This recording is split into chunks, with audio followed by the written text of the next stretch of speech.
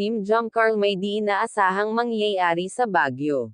At kung bago ka pa lamang sa aking channel baka pwede paki-subscribe, grabe pala ang ganda ng mga tanawin sa Baguio.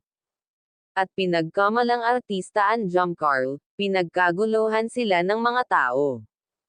Sa hindi inaasahan marami palang supporters ang Team Jomcarl. At panigurado ay kung saan-saan na sila nakarating ngayon kasama ang mga K-Angels at Kalingap team.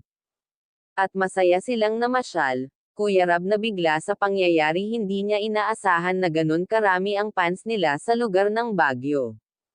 Pati mga K-Angels ay pinagkaguluhan, grabe mala artistahin ang dating nila doon.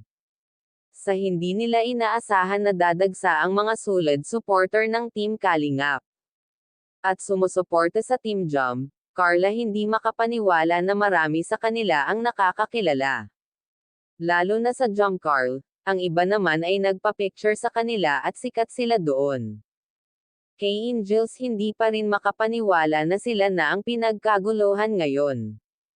Na ang akala nila ay isa lamang silang tinutulungan ni Kalingap. Pero sa hindi nila alam na sikat na sila sa lupalop ng mundo. Dahil ang Team Kalingap ay sikat sa buong Pilipinas. Maging sa ibang bansa. Salamat po kay Kuya Rab at sa kay Kuya Val, happy birthday po ulit. Salamat at isinama ninyo ang K-Angels.